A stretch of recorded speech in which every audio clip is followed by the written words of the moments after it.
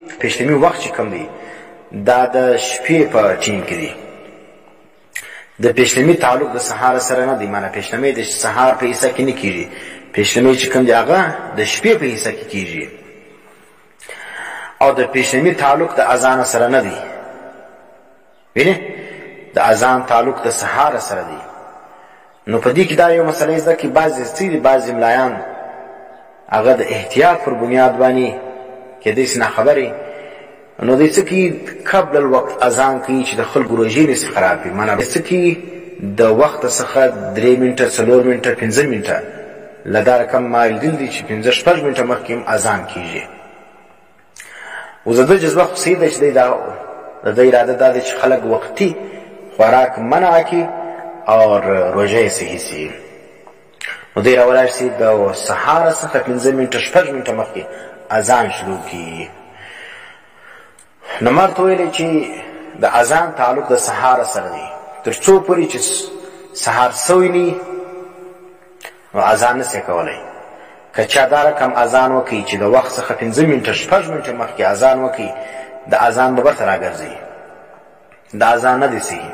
دا رقم د پېشلمي تعلق چې کوم دا به د شپې سره دی چې څه وخت سهار سلو بیا پېشلمي نشي کولی، سپېدې راوختلې بس پېشلمي منع دی بیا.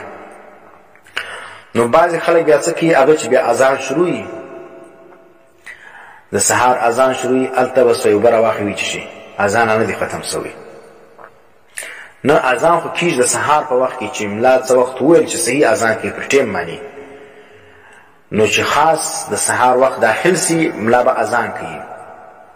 او دلته اوس چې د عام خلک دی هغه چې پر ملا پر صحیح ټیم اذان وکړي او دی دلته په دا ټیم کې په د اذان په دوران کې اوبه څښي یا خوراک یا ګولۍ تېري یا یو بل څه کوي، دا روژه ماته ده.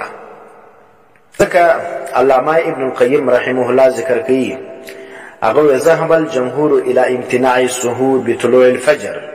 جمهور علما پر دې باندې دي چې پېشلمي منع دي دا د طلوع فجر په وجه باندې، چې معنی طلوع د فجر وسلو سپېدې راوختلې بس پېشلمي چې کوم دی هغه چې سلو ختم سلو روژه شروع سوله.